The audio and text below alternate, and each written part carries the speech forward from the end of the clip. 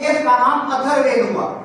जो आज ऋग्वेद, यजुर्वेद, सामवेद और अथर्ववेद 4 भाग आते हैं, उसमें ऋग्वेद, यजुर्वेद और सामवेद उस अथर्ववेद जो मूल संहिता है उसके भाग हैं।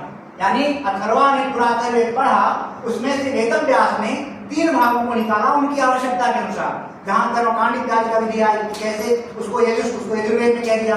जहां केवल स्तुतियों के द्वारा, किसी का स्तुति मात्र स्तमन करने से, ऋचाओं के द्वारा जो विधि आई उसको ऋग्वेद कहा गया। और जहां पर संगीत में प्रस्तुत की गई, जहां पर ऐसे आप संगीत के द्वारा बहुत सारे विधानों को निश्चित किया गया, वो सामवेद हो गया।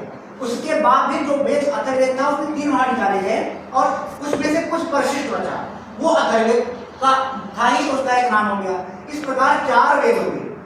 एक ही वेद के 4 भाग हुए। वेद एक ही है, 4 वेद नहीं है। वेद एक वेद के 4 भाग हुए। अब आवश्यकता ये पड़ी कि जो जैसे आज का विज्ञान है, साइंस है, साइंस कोई भी चीज को प्रैक्टिकल मानता है, वो प्रायोगिक मानता है।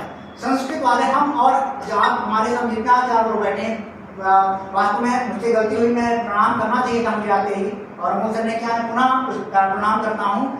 हम सभी लोग उस परंपरा को प्रायोगिक रूप से करते हैं।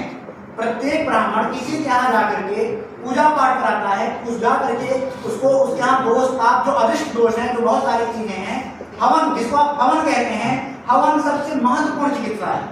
अभी कोविड का फिर से दौर चल रहा है। अभी मैं कल ही इसका पेपर तैयार कर रहा था, उसमें मैंने इन चीजों को दिखाया। कोविड का इसका कोई सोल्यूशन नहीं है। उसमें अगर हवन सामग्री आप लोग करवाते हैं, उसमें बहुत सारे पदार्थ पड़े हैं, जटामासी, गुग्गल इत्यादि, हर का अपना एक विधान है। जौ का, तिल का, चावल का, सबका अपना एक महत्व है।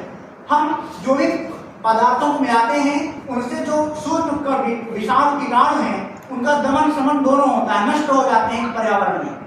हम प्रायोगिक पक्ष पे उनको करते हैं, स्थापित करते हैं, किंतु समाज उसको स्वीकार नहीं करता। जबकि वो ये जानता है कि जो कीटाणु और जीवाणु और विषाणु होते हैं, वह हमको प्रत्यक्षता सामान्य रूप से दिखाई नहीं देते।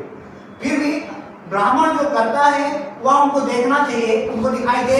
आपने मंत्र साधना किया, जब साधना किया, वो उनको दिखाई नहीं दे तो वो अंधविश्वास है। और कीटाणु जीवाणु दोनों विद्यमान हैं तो वो उनके लिए अंधविश्वास नहीं हो। कीटाणु को भी मानेंगे, विषाणु को भी मानेंगे, जीवाणु को भी मानेंगे, वो उनके लिए अंधविश्वास नहीं कहेंगे हाँ ये होता है, सूक्ष्म है, इनको हम देखा जा सकता है। जैसे कीटाणु विषाणु जीवाणु होते हैं, उसी प्रकार से हमारे यहाँ मंत्रों में एक शक्ति होती है। मंत्र शब्द का मतलब ही होता है मननात् त्रायते इति मंत्र, जो मनन करने से जिससे रक्षा हो, मनन करके ही जिससे रक्षा होती है वह मंत्र होता है। तंत्र होता है तन, जो तन की, जो तनना मतलब तन वृद्धि धातु शरीर के अर्थ में होता है।